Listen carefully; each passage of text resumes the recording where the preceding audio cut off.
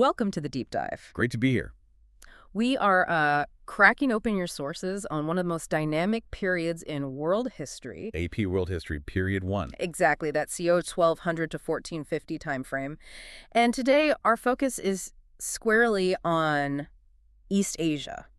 Right. Our mission really is to get a quick but solid grasp on the Song Dynasty in China. Which was, and it's hard to overstate this, the most sophisticated pre-modern state of the entire era. It really was. Your sources make it clear that this period wasn't about, inventing everything from scratch. It was more about intensification. A refinement of existing patterns. Yeah, stronger states, more complex bureaucracies, trade exploding everywhere. And Song China is the ultimate example of that refinement. It's the blueprint, really. The blueprint for a centralized bureaucratic state, all justified by Confucian ideology. And you have to see it in that global context. It's a huge anchor in this web of interacting systems. What do you mean by that? Well, you've got the Dar-al-Islam, the Delhi Sultanate in South Asia, empires like Mali and Africa, European feudalism. And then you have Song China, a technological, cultural, and economic powerhouse that's influencing everyone around it. So that brings us to the core question. Right. How did they do it? What were the specific institutional tools they used to run a country of, tens of millions of people with that level of control? Let's jump into the political machine then. Okay, so the foundation, the justification for all this power is the mandate of heaven. An ancient concept, but they really perfected its use. It wasn't just a religious idea, it was a political contract. Absolutely. Yeah. Heaven grants you the right to rule, but, and this is the key part, only as long as you govern justly. And maintain order. Yes. And that concept is so powerful because it's self-regulating in a way. How so? Well, it justifies absolute obedience. Yeah. Disobeying the emperor is like disobeying the cosmos. But then there's the flip side, which is what keeps the system from getting totally static. The paradox, yeah. If the emperor fails, if there are huge floods, famines, rebellions, those are seen as signs that heaven is literally withdrawing its support. and that justifies dynastic change. It gives a kind of cosmic permission for revolution, while keeping the idea of the state itself intact. So to manage that mandate, you need a massive government. A huge infrastructure. The Song administration was incredibly structured. It was all divided into these specialized ministries. Like personnel for hiring. Revenue for taxes, military justice, public works, a whole system. And this setup allowed the central government to, reach deep into the provinces with formal procedures, written reports. It's a direct line of authority. Think about how different that is from, say, European feudalism, where power is mediated through local lords. It's looser, much more localized. Right. The Song emperor had a much more direct, formalized way to enforce policy over huge distances. Okay, but a government that complex needs thousands of smart, educated officials. And that's where we get to probably the most important political innovation of the Song. The civil service examination system. The ultimate gatekeeper. It was designed to find and elevate men of merit. Or at least men who could afford the education. That's a very fair point. We'll get to that. But the exams themselves, they weren't just about memorizing facts. Right, you had to write these complex essays. Sophisticated, persuasive essays, interpreting the Confucian classics, and applying those moral principles to real-world policy problems. So it was the only real path into that powerful scholar official class. It was. But you brought up a crucial point about merit versus reality. The study took years, right? Decades, sometimes. Which means only the wealthy could really afford to have their sons do nothing but study. Exactly. So in practice, the people who benefited most were the scholar gentry, the existing landowners, and educated elite. So it wasn't a perfect meritocracy. Not at all, but it still served a vital function. It constantly injected fresh talent, and, more importantly, it indoctrinated the entire ruling class in a single, unified state ideology. And the process itself was just grueling. Almost legendary. Exams at the local level, then provincial, then in the capital, and during that final exam, they'd confine you for days. In those tiny, isolated examination cells to stop any cheating. Right. They'd even have clerks recopy the essays so the graders couldn't recognize a candidate's handwriting. Wow. That shows an absolute commitment to the process, even if it still favored the rich. It does. And if you passed, you got status, a salary, and you became part of this elite that shared a common moral vocabulary, a loyal bureaucracy. So how did that bureaucracy actually work on the ground in a local town? The key figure was the county magistrate. He was the face of the state. He handled everything from tax collection to court cases. For tens of thousands of people, that's a huge job. A massive job. And what's fascinating and key to centralization is the policy of rotation. Meaning they move them around a lot. Constantly. They were intentionally rotated out of their posts frequently and almost never allowed to govern their own home region. Why? To stop them from getting too cozy with the local bigwigs. Precisely. The state wanted to reduce the risk of them forming factions or getting corrupt. It ensured their primary loyalty was to the central government, not the local elites. But wait, if they were always the new guy in town, how could they possibly know enough to govern effectively? They must have relied completely on local clerks. And that creates this amazing tension. You're exactly right. The magistrate was the authority, the voice of the emperor. But the local gentry held the knowledge. Yes. The specifics of who owned what land, the tax rolls, the local customs. The magistrate enforced the law, but the local elite made it possible to enforce. That's the real story of Song governance. An incredible balancing act. And none of that political machinery could work without a staggering economic engine. Which the Song definitely created. Let's start with the foundation, agriculture. We have to talk about champa rice. Oh, absolutely. The introduction of this fast-ripening champa rice from Vietnam in the 11th century was transformative. Because you could get 2 harvests per year in the South. 2 harvests. It just drastically increased the total amount of food available. And that ties right into what you see in the AP curriculum with the term intensification of agriculture. Exactly. It's not about just grabbing more land. It's about getting more food from the land you have. Through things like terrace farming on mountainsides, complex irrigation. All of that. And that food surplus supports a bigger population, but crucially, it supports a huge population that doesn't farm. Artisans, officials, merchants. And that leads you directly to the commercial revolution. Because when peasants have extra food, they start selling it. Which fuels the growth of huge local and regional markets. And it drives specialization, especially in the Yangtze River Valley. We're talking about proto-industry here, right? Yeah, that's the term for it. But really what it means is you have, like, households and small workshops just cranking out goods for sale. Not for their own use, but for the market. Silk, amazing ceramics, tools. Precisely. And all this trade and specialization, it fuels incredible urbanization. Cities like Kaifeng and Hangzhou swelled to populations that might have been over 1 million people. Which is just mind-boggling for the time. And those cities then become magnets for even more commerce. They do. They stimulate the economy just by existing and demanding goods. But a commercial economy on that scale, with goods moving hundreds of miles, that creates a new problem. A financial one. Yeah, you can't be lugging tons of copper coins around. It's dangerous and just a logistical nightmare. So merchants were the first to adapt. They developed early forms of credit, deposit receipts, promissory notes, things that could be exchanged like money. But the state, they took the truly revolutionary step. Paper money. Government-backed paper notes, issued centrally. It allowed the money supply to just explode beyond the physical amount of metal they had. It was a brilliant innovation. But it came with a brand new risk. Inflation. Yep. The state now had a monopoly on printing money. And if they got into trouble, say with military expenses and just printed too many notes, the value of that money would plummet. It's a fascinating vulnerability. Their most advanced financial tool was also a source of instability. It's a theme you see again and again in global finance. Growth outpaces stability, and paper currency requires immense trust in the government. Beyond finance, the Song Dynasty was just a technological powerhouse. Let's hit the big 3. Okay. First, gunpowder. It started out for fireworks and religious stuff. But it very quickly became weaponized. Fire arrows, bombs, basically the world's first firearms. It changed warfare forever. Second, printing. They refined woodblock printing and even developed movable type. Which meant the volume of written material just exploded. Right. It let the state spread those Confucian classics and exam guides much more easily. And third, maritime tech.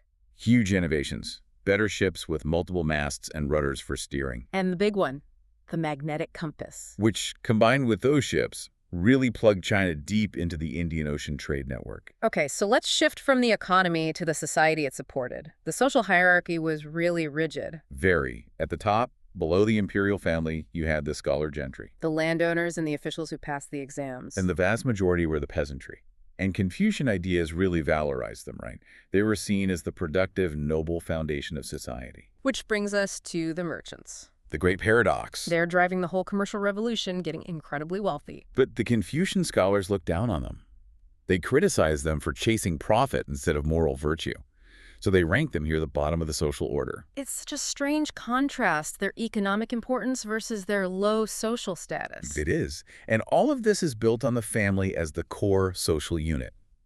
Everything revolved around filial, piety respect for elders and ancestors.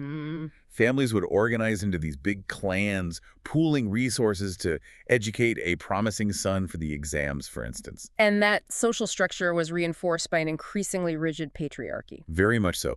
Men dominated legally in terms of property and divorce. But the most striking symbol of this, especially for the elites, was foot binding. Yeah, that's a tough one to wrap your head around. It started with the upper classes. It involved tightly wrapping a young girl's feet to break the bones and create this tiny arched shape. It was permanent and incredibly painful. And what was the point? What did it symbolize? It symbolized that she belonged to a wealthy family that didn't need her to do manual labor. It became a status symbol, a sign of refinement and beauty within that elite culture. But your sources are clear. Women weren't completely powerless? No, not at all. Widows could and did manage property. Some ran businesses. And women were very visible in the market economy of the big cities. It's complex. And that brings us back to the ideology holding it all together, Neo-Confucianism. Right. And this isn't just a simple return to old ideas. It's a revised philosophy that pulls in ideas from Buddhism and Taoism. To what end? Its ultimate goal was moral order, self-cultivation, loyalty, hierarchy. It gave the state its intellectual foundation, it gave officials their ethical code, and it was the subject matter for all those exam essays. So it tied the whole political system into a moral universe. Perfectly put. But even with Neo-Confucianism as the official state ideology, there was still room for other beliefs. A lot of room. There was genuine religious pluralism. Confucianism was for government and ethics. But for personal salvation. People turned to Buddhism, especially the Chan, which you know as Zen, and Pure Land schools. And Taoism was still influential for rituals and ideas about harmony with nature. So most people weren't just one thing. Not at all.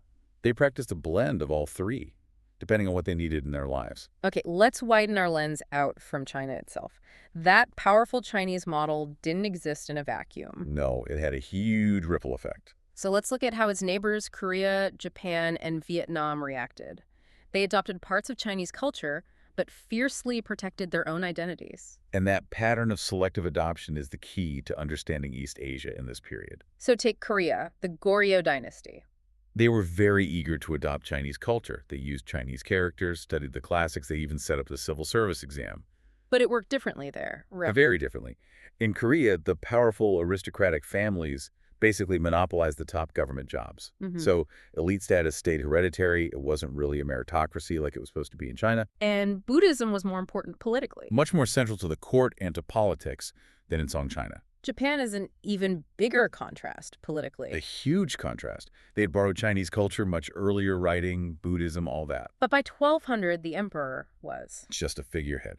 Real power had shifted completely to the shoguns, the military rulers. which created the samurai class. Exactly. And their values were totally different. They prized martial valor and honor, not the Confucian ideal of the scholar official. And their religion was a blend, too. A unique blend of native Shinto, the worship of nature spirits, or kami, and imported Buddhism. The samurai particularly valued the discipline of Zen Buddhism. So they took the culture, but built a completely different kind of state. A feudal military state. Okay, last one. Vietnam. They were on the southern border, always resisting Chinese control. And that resistance is a constant theme. They adopted Chinese writing and a Confucian-style bureaucracy to run their state. But they held on to a very strong, separate identity. They did. And a key difference you see in the sources is the role of women. How so? Vietnamese women traditionally had more rights to property and just played a much more visible role in the economy than their counterparts in China. It shows how deep local customs resisted the stricter patriarchal norms of the Song. Okay, so let's synthesize this. If we pull it all together, the big takeaway is that Song China's strength came from its incredibly sophisticated political tools. The exam system, the centralized bureaucracy, And its unprecedented economic dynamism. fueled by things like champa rice and financial innovations. The Song model is really the blueprint. It's a high-resolution example of how a complex, centralized state worked before the modern era. It is, and if we connect that to the bigger picture, it raises a really compelling question. Go on. Given the immense power and organization of Song China's fully centralized, uniform, exam-driven bureaucracy, which system do you think was ultimately more resilient in the face of conflict? You mean the Song model versus its neighbors? Exactly. Yeah. The powerful, centralized Song state or the decentralized, adaptive, and highly differentiated systems that Korea, Japan, and Vietnam consciously chose to maintain? That's a great question. It's something for you to mull over as you continue your own deep dive into this fascinating historical period. Welcome to the Deep Dive. Today we are strapping ourselves in for a massive journey across Afro-Eurasia, spanning the years 1200 to 1450. It's a huge one. And that time frame is so critical because it forces you to look beyond just the big, shiny empires. Right. Our mission today is to give you a real shortcut to understanding this period. We're unpacking three core themes using three massive interconnected regions. First, Dar-al-Islam, then South Asia, specifically the Delhi Sultanate, and finally Southeast Asia. And through them, we're going to see, one, how religion built these enormous cultural zones. Two, this tension between political chaos and, cultural unity. And third, the absolute power of trade, the routes that were like the arteries of this whole connected world. If you just look at a map from 1200, it's a mess. There's no single power holding it all together. Not at all. The old classical empires were either gone or had splintered. But that's the paradox we need to explore. The political map was chaotic, yeah, but a merchant or a scholar could still operate across continents. There was a shared infrastructure. A shared legal, commercial, and intellectual infrastructure, a whole civilizational zone. Okay, let's unpack this. Starting with the biggest zone of all, Dar-al-Islam, the Islamic world. Right. So by 1200, the Abbasid Caliphate, its centralized power, was, well, it was basically just symbolic. All the real power had devolved to regional rulers, right? Yeah. Sultans, emirs. Exactly. They were all governing independently. You see it everywhere. I mean, you've got the Mamluks in Egypt, this kind of military state. Yeah. You've got Turkic groups in Anatolia, which sets the stage for the Ottomans. And all the way in the west, in Spain, the last Muslim foothold is just the little Nasrid dynasty in Granada. It's totally fragmented. But here's the thing that gets me. Despite being independent, all these rulers still look to the caliph in Baghdad for legitimacy. Yes, that's the key insight. They'd mention him in sermons, stamp his name on their coins. Even though his actual power was gone. It's like they all wanted to belong to the same club. It shows how powerful the idea of a shared Islamic order, the Ummah, still was. It kind of overrode the political reality on the ground. We have to talk more about the Mamluks. Yeah. I mean, this is such a wild story.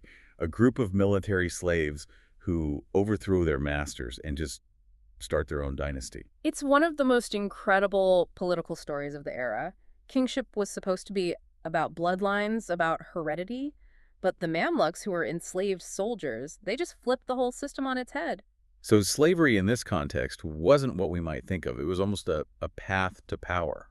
In this specific military elite, yes, it was a prerequisite for power, a total inversion of the normal social order. Fascinating. So besides this shared religious idea, what's really gluing this world together is infrastructure. You can't avoid Dar-al-Islam if you're trying to move goods. You really can't. It's the ultimate middleman region. The Silk Roads end in places like Damascus and Aleppo. Cairo is the critical hub between the Red Sea and the Mediterranean. So how do they manage that? How do you create trust for long-distance commerce when there's no single government guaranteeing the peace? That's the genius of it. The security wasn't from armies, it was from standardized law, Sharia. This shared legal framework, standardized contracts, property rights, all of it, and then they built these amazing financial tools on top of it. You mean things like credit? Exactly. Things like the sack, which is basically a check. A letter of credit. So a merchant doesn't have to haul a bunch of gold from Baghdad to Cairo. Which massively reduces the risk of getting robbed. It makes everything so much more efficient. So shared law is the foundation for economic unity. And that same shared framework also created intellectual unity. The so-called Golden Age didn't just stop. No, and the engine for that was the madrasa system, the Islamic colleges. Right, because they all taught a shared curriculum. A standard curriculum, yeah. Yeah. Mostly law and theology. And the practical result of that is amazing. A judge trained in Damascus could just pack up and get a job in Cairo. Yep. It created a truly transnational intellectual class, Ideas and people were just constantly moving. And this was practical knowledge, too. It wasn't just theory. Oh, highly functional. Astronomers were refining models to figure out prayer times and the direction of Mecca. You had comprehensive medical encyclopedias, functional hospitals in major cities. Let's zoom in on religion itself. Sharia is the legal structure, but the movement that really connected with ordinary people, the one that spread the faith, was Sufism. Right. Sufism is the mystical path. It's all about personal inward spirituality, a direct experience of God, very different from the legalistic focus of the judges. And here's where it gets really interesting for the story of diffusion. The Sufis were the ones who carried Islam into new regions. They were instrumental, especially into South and Southeast Asia. They'd use local languages, adapt their teachings to local culture. They made a universal faith feel personal and local. We should also just quickly touch on society. We mentioned slavery with the Mamluks. It was non-racial, and it wasn't always a permanent status. Right, a very different system from later transatlantic slavery. And with gender, it's also complicated. The overall structure is obviously patriarchal, but Islamic law gave women specific property rights. Very secure rights. The right to own property, to inherit, to control their own dowry. Often more secure than what women had in Christian Europe at the time. But the reality on the ground could be very different. Oh, absolutely. Urban elite women might be veiled and secluded, while rural women were out in the fields and markets out of sheer necessity. It was a constant negotiation between law and social status. That whole mosaic, the law, the trade, the adaptable beliefs, it leads us perfectly east. We just follow the trade winds right into South Asia. And South Asia in 1200 is, again, a really complex map of different Hindu kingdoms. The big change, the game changer, is the establishment of the Delhi Sultanate in the north by Turkic Muslim rulers. And this is our big case study. How does a Muslim state govern a massive, and I mean massive, non-Muslim majority population? It's a huge political problem. You can't just force everyone to convert. So what did they do? They imported administrative technology, specifically Persianate bureaucratic models. Persian became the language of the court, of government. So it wasn't just the language, it was the whole system of governance that came with it. The whole playbook. Concepts of kingship, tax collection systems, all perfected in Persia and Central Asia. They were basically using foreign administrative tools to manage local Indian resources. And the most important resource is land, which means taxes. How do they collect them? They needed cooperation.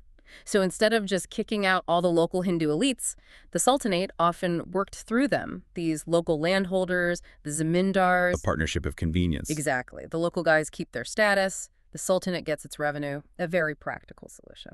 And that administrative compromise really mirrors the religious landscape. Hinduism is ancient and deeply rooted. The temples are huge economic and social centers. The caste system is, well, it's the law of the land. So conversion to Islam was a slow burn. It wasn't some huge wave. For some, like lower caste groups, Islam's message of equality was a powerful alternative. Or for merchants, joining Muslim networks could be very good for business. Right. But for most people, it was just a slow blending of practices over generations. And you see that blending so clearly in the devotional movements of the time. Sufism and the Hindu Bhakti movements. They're like these two powerful currents running side by side. Sufism, with its focus on love for God, and the Bhakti movements, which were all about intense, ecstatic personal devotion to deities like Vishnu or Shiva. So why do they both become so popular at the same time? What's the connection? I think they shared a rejection of elitism. Both movements said that what mattered was your personal, heartfelt connection to the divine, not your birth status, or how perfectly you performed some ritual. And the Bhakti poets used local languages, not the priestly Sanskrit. Which made their message totally accessible. They were both, in a way, challenging the formal religious authorities and speaking directly to the people. Now, economically, you can't overstate South Asia's importance. The textiles, specifically cotton. Indian cotton was basically the currency of the Indian Ocean. It clothed people from East Africa to Indonesia. And that made port cities like Calicut into these incredible cosmopolitan hubs. Truly global cities. You'd have merchant communities from Arabia, Persia, China, all living and working together, all there for Indian goods. That economic engine is the perfect thread to follow as we go even further east into Southeast Asia, a place where states were literally built on water and trade. Geography is everything there. Southeast Asia is the crossroads between India and China. If you can control a choke point, like the Strait of Malacca, you have immense power. The rulers there were so smart, they realized they didn't have to just sell their own stuff. They could profit by being the middlemen. That was the entire business model. They provided safe harbors, warehouses, security. They'd repackage goods and tax everything that passed through. They were selling infrastructure and control. And we see this with the big maritime empires. Srivijaya on Sumatra controlled those sea lanes for centuries. They got incredibly wealthy from tolls and taxes, and they used that money to build these lavish courts and support Buddhist monasteries. They borrowed political ideas from India using Sanskrit titles. And then later, you have the Majapahit Empire on Java, another huge naval power that got rich from trade. And Majapahit was so good at blending these imported Indian ideas, like concepts of Hindu kingship, with their own deep-rooted local traditions. It made their rule feel both prestigious and authentic. But the mainland empires were a little different. Take the Khmer Empire at Angkor. They also used Hindu and Buddhist ideas for legitimacy. But their real power, their foundation, wasn't the sea. It was water management. Unbelievably sophisticated water management. You mean the hydraulic systems? These colossal reservoirs and canals, they were engineering on a massive scale to control the monsoon rains and irrigate rice paddies. So control over water was direct political power. Absolutely. It let them organize huge amounts of labor, create reliable food surpluses, and prove their legitimacy by literally providing the water of life. And the religious story here is just the ultimate example of syncretism, of layering. It really is. First, you have Hindu and Buddhist ideas come in, adopted by the elites, but they never replace the local animist beliefs about spirits and ancestors. They just add a new layer on top. Right, and then Islam arrives later, coming along the trade routes in the 13th, 14th centuries. Malacca becomes the great example, a trading port whose ruler converts, and it quickly becomes this major Islamic center. But even then, it's not a total replacement. Never. The Islamic practices that take root often incorporate the older Hindu, Buddhist, and animist customs. It's an accumulation, a blend. Okay, so let's pull this all together. What does this grand tour from Cairo to Malacca actually mean for our three themes? Okay, first, state building. We saw completely different models. In Dar-al-Islam, you have fragmented states held together by shared law. In Delhi, a minority ruling a majority using an imported bureaucracy. And in Southeast Asia, you have states built on controlling sea trade versus states built on controlling water for agriculture. Exactly. Second theme, trade. The whole system was interconnected. The finance and law from Dar-al-Islam, the essential products like textiles from South Asia. And the regulation and control of the sea lanes by Southeast Asian states. Yeah. It all fit together. And third, culture. We saw how Sufism made a universal faith personal and adaptable. We saw the parallel Bhakti movements challenging hierarchy. And Southeast Asia shows us that religious change is usually about adding new layers, not erasing what was there before. You know, the period from 1200 to 1450 really shows that the most successful states either controlled vast agricultural wealth, like the Khmer, or they controlled the movement of wealth. They were the intermediaries, like Srivijaya on the sea or Cairo on the Red Sea. which brings us to a final question, something for you to think about. When you look across this huge, politically shattered world, what was the most powerful, the most durable unifier in the long run? Was it shared law? Was it a shared language or faith? Or was it just the inescapable gravity of trade? Because those connections, those networks, they lasted long after the empires themselves had turned to dust. Welcome back to the Deep Dive. Today we are doing a really massive geographical sweep. You know, when most people talk about the world between 1200 and 1450, the focus is almost always on the Silk Roads or the Indian Ocean.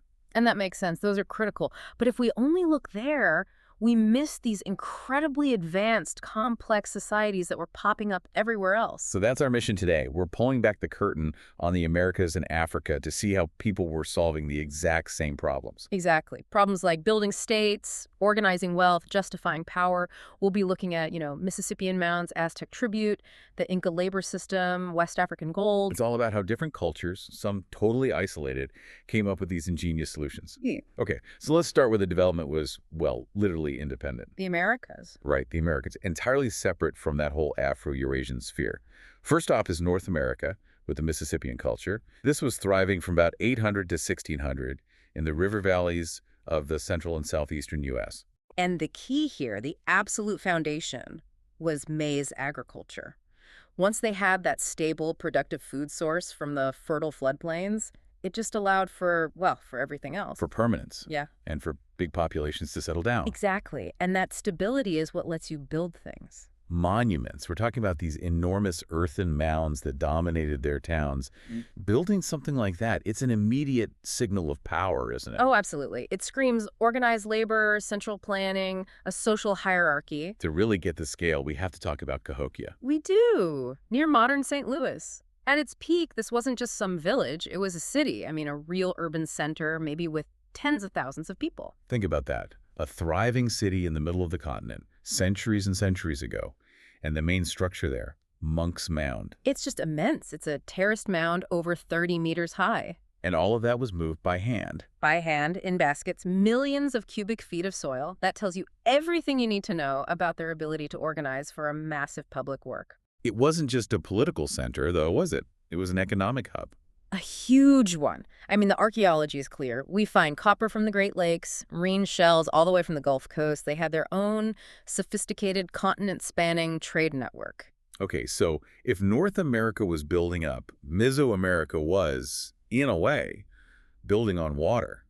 Let's head south to the Valley of Mexico. To the Mexica people who founded Tenochtitlan on an island in Lake Texcoco, this becomes the heart of what we call the Aztec Empire. And their political structure was what's called a tribute empire, right? Right. It was pretty decentralized.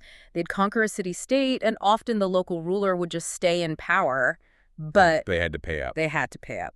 Big time. With goods, resources, military service, all flowing back to the capital, to Tenochtitlan. And Tenochtitlan itself. I mean, a metropolis of hundreds of thousands built in the middle of a lake. How do you even feed that many people? You need an engineering breakthrough, and for them, that was the The Chinampas. so-called floating fields. Yeah, that's the name, but it's more like artificial islands. They would dredge up this rich mud and sediment from the shallow lake bed, pile it up, and plant on top of it. What's the genius of that system? It's the ecology. The base is always saturated with nutrient-rich water, so you don't have to worry about drought or soil depletion. You can just keep farming. So they could get multiple harvests a year.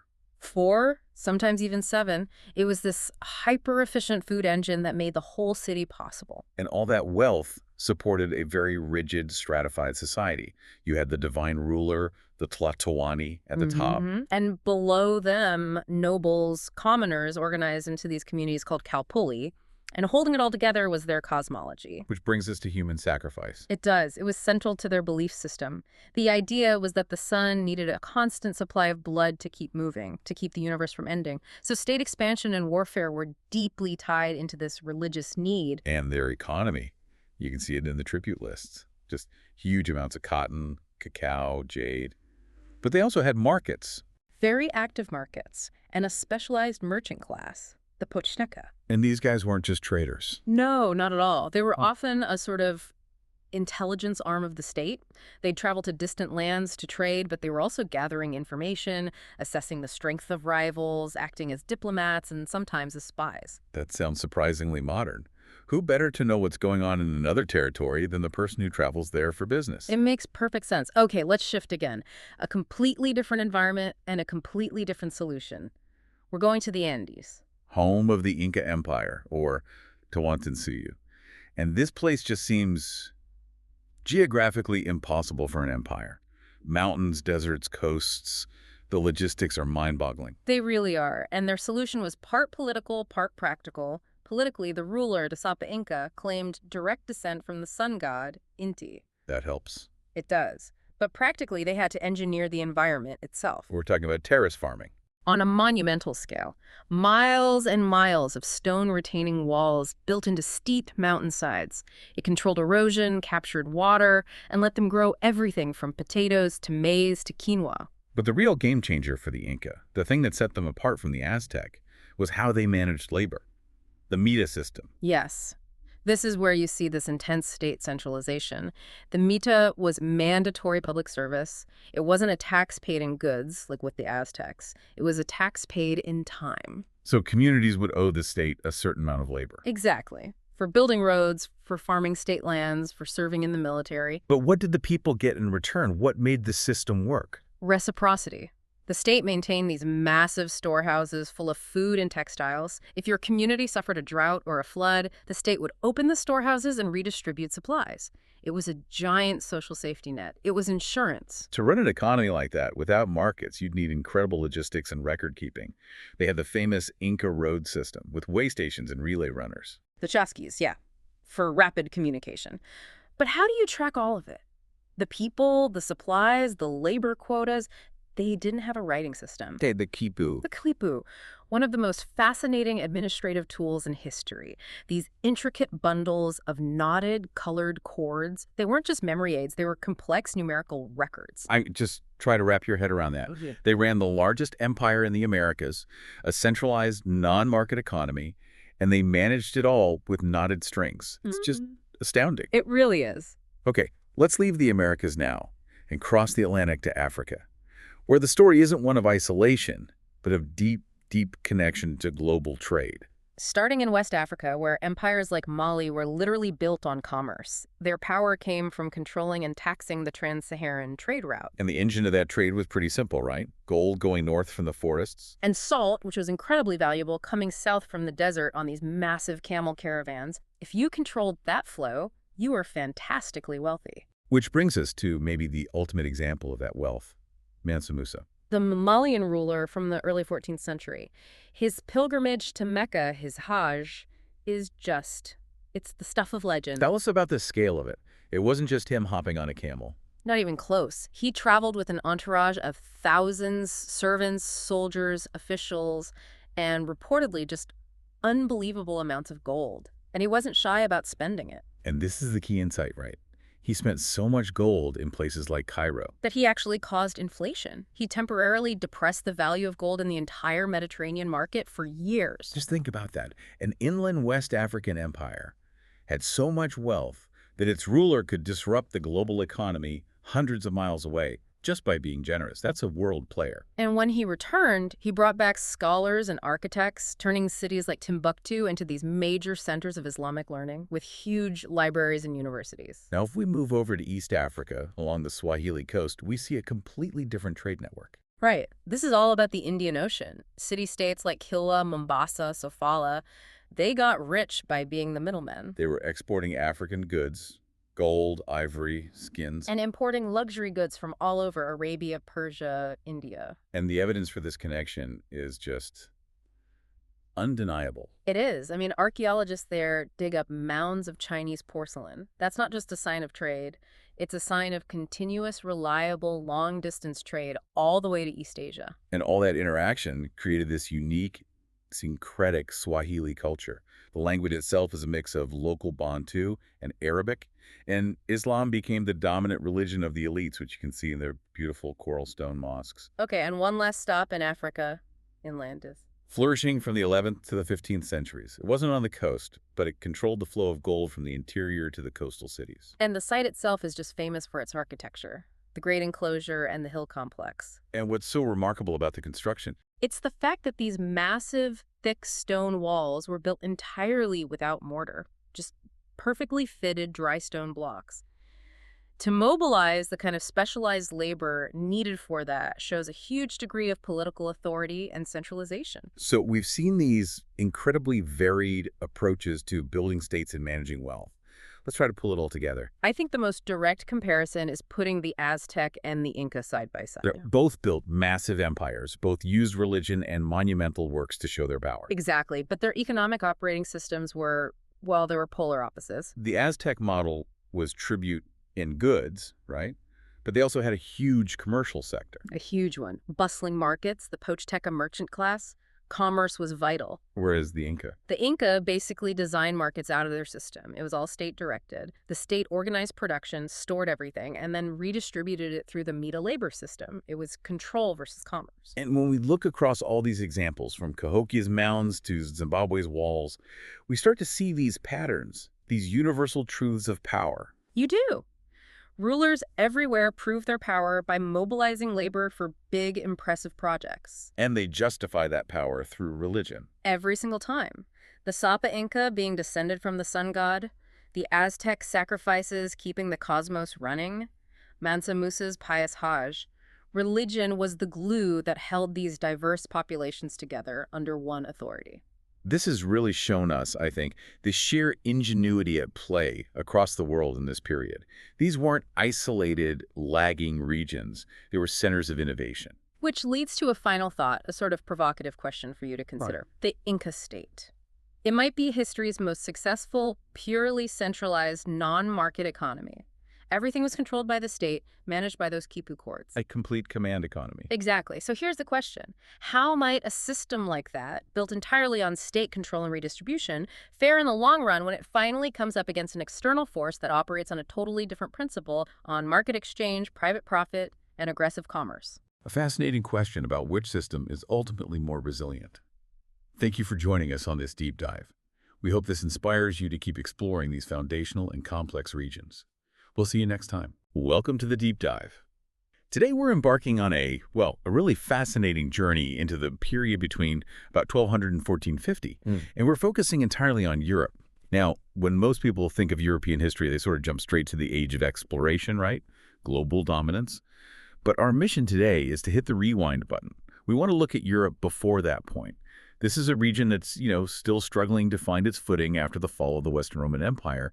And crucially, it's deeply integrated into the vast Afro-Eurasian world, but often, it's playing catch-up, more of a student than a teacher. We're tracking how this fragmented region somehow laid the groundwork for its incredible future. That idea of playing catch-up is so important for you to grasp. I mean, if you compare it to the enormous wealth and just the organizational sophistication of, say, Song China or the commercial reach of Dar-al-Islam, Europe in 1300 was a secondary player. And to really understand how life was structured, you have to look at these three institutional pillars holding it all together. Right. You've got the political system of feudalism, the economic system of manorial agriculture, and then the single unifying force over everything, the Catholic Church. And we're going to try and pull out those surprising facts. Yeah. How this fragmentation, this reliance on outside knowledge, somehow ended up creating this dynamic engine for change. It's all about the hidden foundations. So let's unpack that fragmentation. The core of the political and military structure was feudalism. We all know the basics. Land for loyalty. But what does that specific relationship, the lord granting a fief to a vassal for military service, what does that tell us about the nature of power back then? It tells us that power was fundamentally personal. It was localized. It wasn't centralized and bureaucratic like in an empire. These ties were contracts sealed with personal oaths, and they provided defense and a bit of justice when, the central state just couldn't. But the immediate side effect was just political inefficiency. A mess. A total mess. A patchwork of overlapping obligations, as historians call it. A powerful duke might be a vassal to the king for one territory. But at the same time, an independent lord over another. Exactly.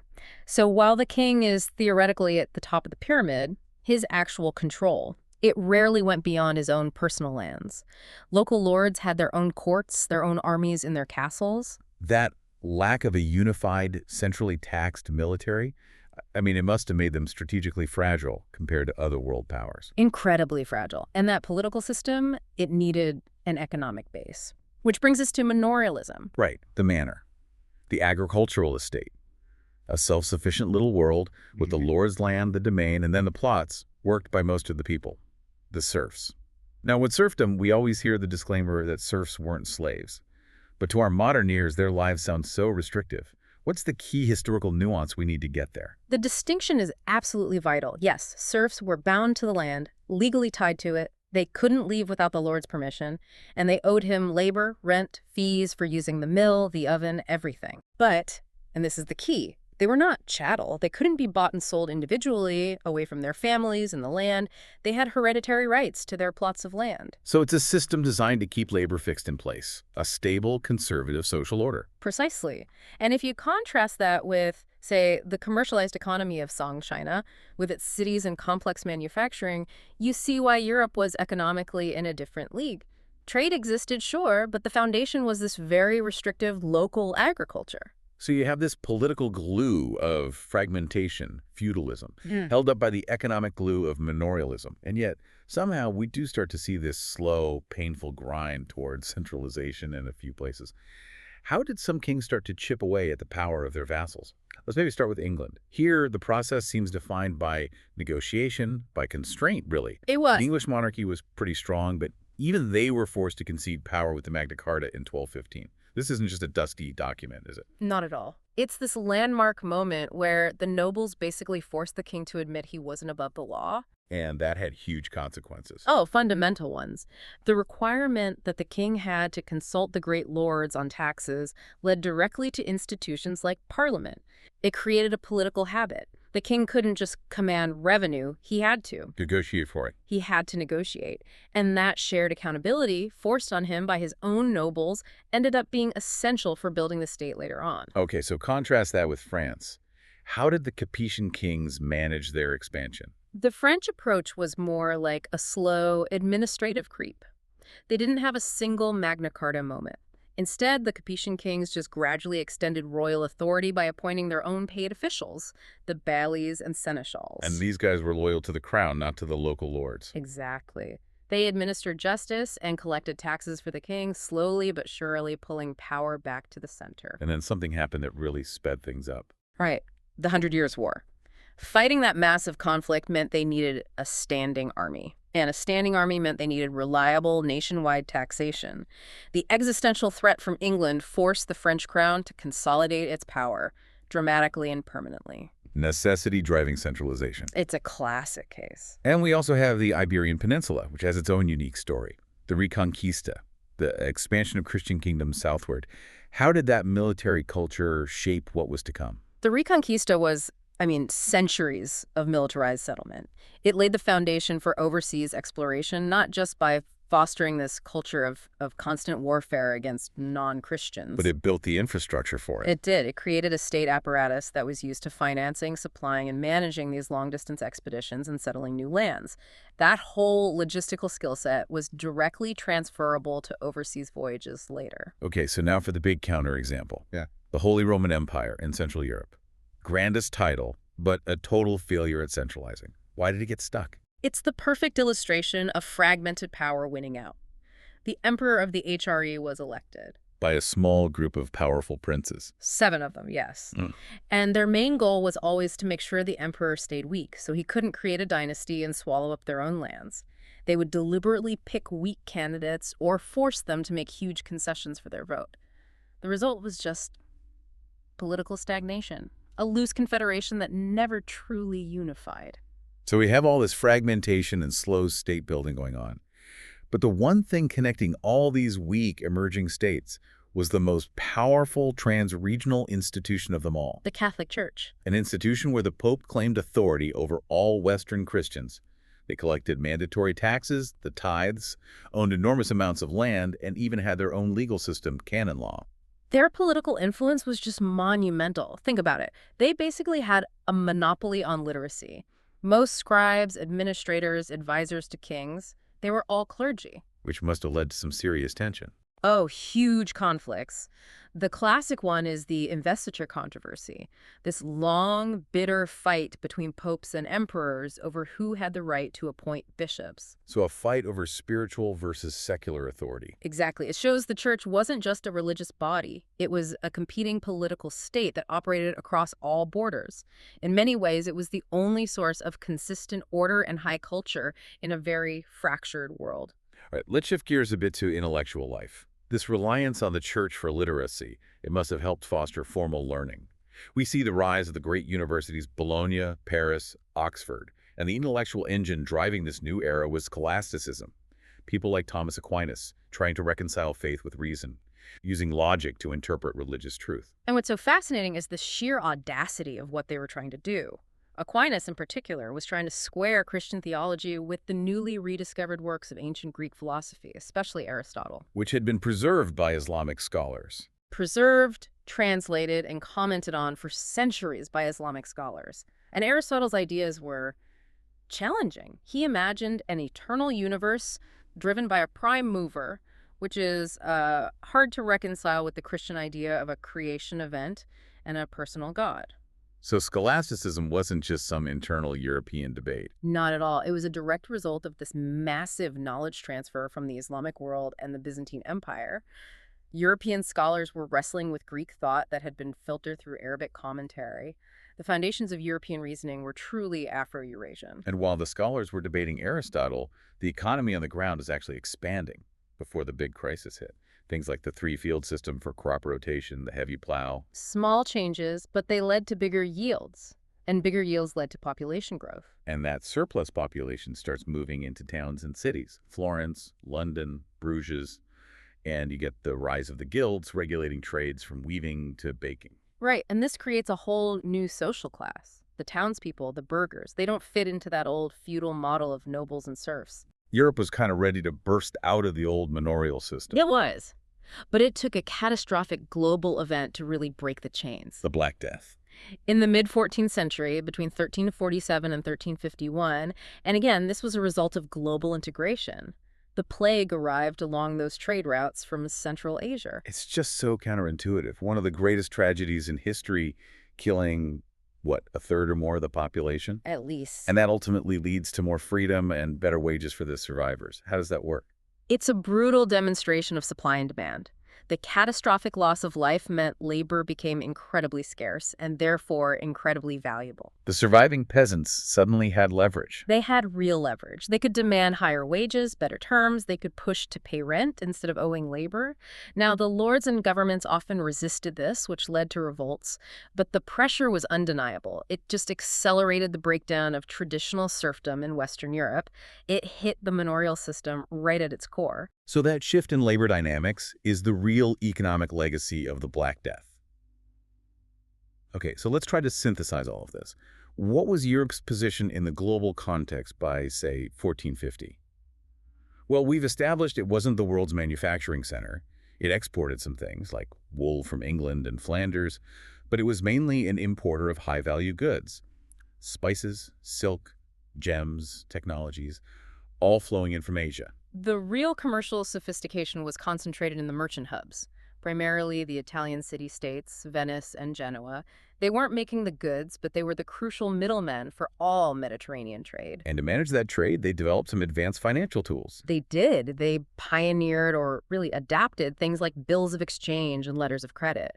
And you need to understand why these were so important. Carrying huge chests of gold and silver across the sea was slow and incredibly risky. These financial instruments let a merchant pay in one city and collect in another without the physical cash. It massively improved the speed and security of capital. And these were adaptations of techniques that had been used in the Islamic world and China for a long time. Which is why we call Europe a semi-peripheral zone, a key connector, but still relying on the economic engine of Asia. Exactly. And that reliance is perfectly mirrored in their technology. We think of gunpowder and the compass as European, but they were borrowers, weren't they? They were. The foundational technologies that made the age of exploration possible, better ships, navigational tools, gunpowder, paper, the compass, they all originated in China or Central Asia. And they diffused westward, transmitted and refined through Islamic intermediaries before Europeans adopted them. European innovation in this period was often about application, especially the militarization of these imported technologies. We should also briefly touch on Eastern Christendom. While the West was dealing with its feudal lords, the Byzantine Empire, the last remnant of Rome, was basically in terminal decline, especially after the disaster of the Fourth Crusade in 1204, when Western Crusaders actually sacked their own Christian capital, Constantinople, a real turning point. And further north, you have the principalities of Kievan-Rus'. They adopted Orthodox Christianity, but then they were fragmented by the Mongol Golden Horde. Right. It just shows that all parts of Europe were deeply integrated into this multipolar world through trade, through culture, and through conquest. No one was isolated. So, to bring this all together one last time, the key governance contrast is Europe's messy mix of feudal fragmentation and emerging monarchies always competing with the church. Versus the highly centralized, standardized bureaucracy of Song China. China's emperor integrated ideology and the state into one cohesive unit. European rulers had to constantly compromise with the church and with their own powerful nobles. So as we wrap up this deep dive, it's clear Europe from 1200 to 1450 wasn't some backward, isolated place.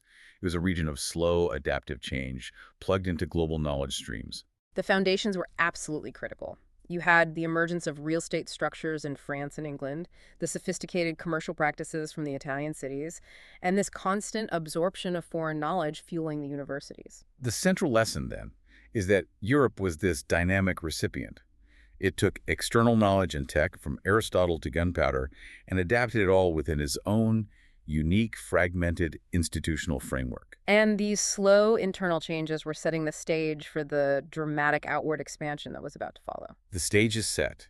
You have the intellectual currents of the Renaissance starting to bubble up, the centralization of monarchies demanding more revenue, and this new value of labor after the plague. It's all kind of converging. Which leaves us with a really important question for you to think about.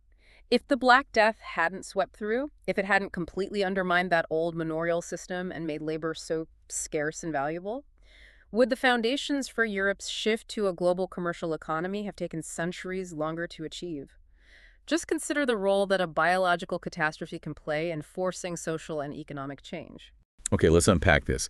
We are dropping ourselves right into the geographic and economic heart of Afro-Eurasia. Yeah. We're talking about the period between 1200 and 1450. Right. And if you just glance at this period, it's easy to see these isolated regions, but the sources we have, they show something totally different. They were all knitted together by these vast, sprawling, and surprisingly efficient webs of trade routes. They really were. So our mission today is to cut through all that noise and really distill the essential, unforgettable knowledge nuggets about the three major networks that define the global economy of the era. And that's exactly what this deep dive is for, right? Yeah. Getting that speed and depth. We're looking at historical causation here. We need to understand the mechanics of the Silk Roads, the whole rhythm of the Indian Ocean system, and that remarkable trans-Saharan connection. Now, these weren't just roads. Not at all. They were arteries, Yeah. pumping wealth, ideas, and everything else across hemispheres. And what makes this period so unique is the sheer velocity of that exchange. This connectivity wasn't just about moving, say, luxury goods like silk and gold. Yeah. These routes became superhighways for technology, for entire belief systems, and this is critical for catastrophic diseases. And all of this was violently accelerated and, for a time, unified by one massive political force, the rise of the Mongol Empire. And the so-called Pax Mongolica that came with it. Exactly. So let's start on land. The most famous one, but maybe the most misunderstood, the Silk Roads. The sources are so clear that this was not one single highway. Not at all. It's a common misconception. So where did these routes actually run, and why were they constantly, shifting? Well, they were always adapting to political realities, to access to water, things like that. The main routes basically connected northern China through these vital Central Asian oasis cities, places you have to know, like Samarkand and Kashgar, and then sort of fan out towards the Middle East and the Mediterranean. And because land travel was so expensive and risky, only certain things were worth carrying. Right. Precisely. Which brings us to the defining feature of the Silk Roads. They were pretty much exclusively for luxury goods. So what are we talking about specifically? High-value items. Think high price to weight ratio. Silk, obviously, that was the standard. It was even used as currency itself sometimes. Wow. Yeah, but also incredible Chinese porcelain, early forms of paper, and valuable medicinal herbs all moving west. And in return, Central Asia sent these much-needed horses, which were militarily vital and high-quality carpets. And goods almost never traveled the whole way with one person. No, almost never. It was a complex relay system. An item might pass through dozens of hands, cultures, and languages before it reached its final destination. A system like that needs incredible infrastructure. I want to talk about the caravans for a second. Right. We can think of them as like a 13th century truck stop, market, and bank all rolled into one. But what was their geopolitical function? Their function went way beyond just lodging. They were these roadside inns strategically spaced about a day's camel journey apart. And states, whether it was an old dynasty or the Mongols coming in, they invested heavily in them because secure inns meant secure trade, and secure trade meant you could collect taxes. They were these crucial nodes of state authority where you could have standardized weights, mediate disputes. Without them, the whole system just collapses. So if the goods are changing hands so many times over these huge distances, how did merchants even handle the money? How do you pay for a fortune in silk without hauling chests of gold through bandit country? And that's where you see the financial sophistication of the era. This is a real aha moment for anyone studying economic history. They developed instruments like bills of exchange and letters of credit. So paper money, basically. In a way, you could deposit your capital with a trusted merchant in one city, let's say Hangzhou, and you'd get a piece of paper. You could then take that paper to a partner merchant in, say, Tabriz or Cairo and withdraw the value. But that seems like it would require a huge amount of trust, especially across different legal systems. Wasn't that a massive weakness? It was a monumental challenge, and it's exactly why you see the growth of these diasporic communities and specialized legal codes. This trust network, all based on reputation and shared risk, was the necessary lubricant that made the Silk Roads work. It allowed for massive financial liquidity without the physical risk. But what good is all that sophisticated finance if the road itself isn't secure? And that's where the political shockwave comes in.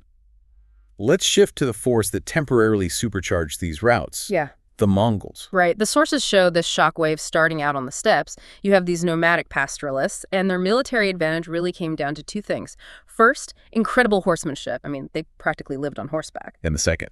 The mastery of the composite bow. It allowed them to fire with incredible accuracy while moving at full speed. So a figure like Temujin, who becomes Chinggis Khan or Genghis Khan, he was able to unify all these disparate tribes under one very rigid military structure. And the result was just the largest contiguous land empire in world history, from Eastern Europe all the way to China. After Chinggis Khan's death, it breaks up, but that political connection stays, right? Through the four big khanates. Precisely. You get the Yuan dynasty in China, the Akhanate in Persia, the Chagatai Khanate in Central Asia, and the Golden Horde over in Russia. And even though they often fought with each other, that shared heritage, that shared structure, it made interaction much, much easier. And here's where it gets really interesting. Mm-hmm. The Pax Mongolica, the Mongol peace. After all this brutal conquest, destroying cities, why on earth did the Mongols turn around and become the great protectors of trade? It was purely practical. It was driven by state needs. Commerce meant tax revenue, plain and simple, and they desperately needed the literate administrators, the artisans, specialists from the societies they just conquered. So to get those resources, they imposed stability. A draconian stability. They protected the trade routes fiercely. Banditry was punished with extreme severity. And they kept up the famous yam relay system. We know it was for couriers, but how did it help someone like Marco Polo travel across Eurasia so easily? The yam system was so much more than a mail service. It was a state-sponsored rapid transit network. We're talking thousands of post stations, staffed with fresh horses, provisions, all spaced about 20 to 30 miles apart. That's incredible. It meant that imperial messengers and anyone with a special Mongol pass, like Marco Polo had, could travel up to 250 miles in a single day. Yeah. It just shrunk the continent. It made administrative control possible and sped up the movement of people and information. So that system unified more than just trade, it unified knowledge. What about their administration? Did they try to force a Mongol way of life on everyone? Not at all. That would have been impossible. Yeah. What's so fascinating is their pragmatism. They had this religious tolerance, not because they were enlightened, but because it just worked. It reduced resistance. They patronized Buddhist, Muslim, Christian institutions because it allowed them to use the best local talent. And in places like China. Especially in China, under the Yuan. They kept most of the Chinese bureaucracy, but, and this is key, they always made sure the highest offices went to Mongols or trusted Central Asian allies. That way, they kept firm control over the money. Okay, let's shift gears dramatically. From the dry steppe to the open sea, we're moving to the Indian Ocean maritime highways. If the Silk Roads were the luxury lanes, the Indian Ocean was the high-capacity freighter route. That's a great way to put it. It highlights a critical point. A single ship could carry the cargo of hundreds of camels, so the Indian Ocean could move bulk goods, not just tiny, high-value items. So we're talking about things like timber, rice. Exactly. Timber, rice, spices in huge quantities, copper. This network connected the Swahili coast of East Africa, the Arabian Peninsula, India, Southeast Asia, and China. It was enormous. And the absolute key to this whole system wasn't a political empire. It was an environmental factor. Mm-hmm. The monsoon winds. Absolutely essential. The monsoons determined the entire rhythm of life in the Indian Ocean for millennia. The winds literally reverse direction seasonally. The southwest monsoon in the summer pushes ships east toward India. Then the northeast monsoon in the winter pushes them west toward Arabia and Africa. So you'd had to plan your entire year around the wind. You had no choice. And it often meant you were stuck in a foreign port for months, just waiting for the wind to shift. That forced waiting must have magnified all the cultural exchange. What were the specific goods moving around, and who were the main players? The diversity was just staggering. You had gold and ivory from East Africa, incredible cotton textiles and pepper from India, and of course the spices, cloves, nutmeg from the islands of Southeast Asia. And who was in charge? That's the thing. No one was. The sources show this remarkable balance of power. Arabs, Persians, Chinese, Indians, Southeast Asians, they all participated. No single group ever dominated the whole network, so it stayed a truly international marketplace. And those long layovers you mentioned led directly to the creation of what we call diasporic communities. Exactly. Foreign merchants would set up these permanent settlements, little enclaves of their own culture, in major ports like Kilwa in Africa, Calicut in India, Malacca in Southeast Asia. These communities were vital. They provided trust, local knowledge, credit, everything you needed to do business. And that intense exchange leads to these beautiful examples of syncretism. I'm thinking of Swahili culture itself. Swahili is a perfect example. It's this deep blend of local African Bantu languages and culture with Islamic and Arabian influences, all forged in these coastal trading cities. It's a direct product of that economy. And we can't forget the tech that made it all possible. Right, let's get into the tech. We have the Dao, but the sources often highlight the Chinese junk as a masterpiece of engineering. Why were its compartmentalized hulls so revolutionary? Well, the Dhow, with its triangular lateen sail, was incredibly nimble, great for sailing near coasts. But the junk was the long-haul workhorse. It was huge, multi-masted. But the compartmentalized hull was a game-changing safety feature. The hull was divided into these numerous watertight sections. So if you hit a reef and sprung a leak in one section, only that compartment would flood. The rest of the ship would stay afloat. It was a kind of built-in redundancy that made long sea voyages much, much safer. Okay, so from the open sea back to the land, the final system, the trans-Saharan trade. Logistically, you could argue this was the greatest challenge of all. I mean, crossing the Sahara Desert. The challenge was immense, and it was only overcome because of the camel. Specifically, the dromedary, the single-humped camel. It could carry heavy loads and go for days without water. It made the trade dangerous, yes, but incredibly profitable. And what were the two core commodities, the things that define the economy of West Africa? It was overwhelmingly gold and salt. Gold flowed north from these rich sources deep in West Africa to the Mediterranean and Middle East, where it fueled mints and luxury markets. And salt went south. And salt traveled south. Salt was absolutely essential for health, especially in hot climates, and for preserving food, so it became just as valuable as gold in many West African markets. And the wealth from taxing these caravans, it directly built empires in West Africa. We have to mention Mali. Absolutely. The Mali Empire, which hit its peak in the 14th century with rulers like Mansa Musa, it was built almost entirely on controlling that flow of gold and salt. That wealth funded huge armies, amazing cultural centers. It linked the entire region to the wider Islamic world. And the most iconic example of that is Timbuktu. It wasn't just some dusty market town, was it? Far from it. I mean, yes, it was a critical desert hub for the caravans, but Timbuktu became a major intellectual and religious capital. The trade wealth funded the purchase of books, which were also hauled across the Sahara, and the growth of libraries and Islamic universities. It showed that commercial wealth could fuel profound intellectual development. So if we bring these three vast networks together, Silk Roads, Indian Ocean, Trans-Saharan, what is the global consequence for this period? What does this all mean? Economically, the intensity of all this exchange led to massive commercialization and just an explosion of urban growth.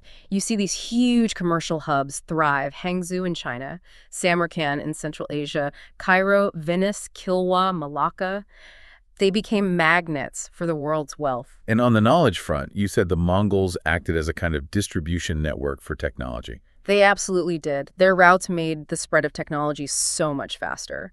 Think about gunpowder from China moving west, fundamentally changing warfare in Europe, or paper manufacturing, printing methods, astronomical knowledge. It all flowed along these protected routes. Now for the dark side of all this connectivity. Yeah. The networks carried more than just silk and spices. They carried disease. And the biggest, most horrific example is the Black Death. It likely originated somewhere in Central or East Asia, and its spread was just dramatically accelerated along these newly secured Mongol trade routes and the sea lanes. Right. By the mid-1300s, it had moved from Asia across the Middle East and into Europe with devastating speed. The plague is the ultimate tragic proof of how increased global connectivity can amplify the bad stuff, too. It turns a local event into a transcontinental catastrophe. Exactly. It may have killed a third of the population in many areas. So between 1200 and 1450, you see this incredible intensification of trade, more state investment in it, and the temporary unifying force of the Mongols, all speeding up exchange across Afro-Eurasia. The foundations of a truly global economy were being laid. And the knowledge and wealth generated then profoundly shaped the world that came next. And that leads to a final provocative thought for you to consider. Beyond all the manufactured goods, think about the diffusion of crops. During this time, we see the widespread movement of things like citrus fruits, sugar, new kinds of rice, cotton, moving from their original homes to all new regions. A kind of agricultural exchange. Precisely. This movement of plants, animals, and technology, all through these established networks powered by the monsoons, the camels, and the Pax Mongolica, it represents a huge pre-1500 intercontinental exchange. You could argue that this whole interconnected world we've been talking about was a kind of Columbian exchange before Columbus, setting the stage, creating the wealth and the demand that would eventually drive Europeans across the Atlantic after 1450. How many of the motivations for those later voyages were directly fueled by the gold, silk, and spices flowing through these powerful medieval highways?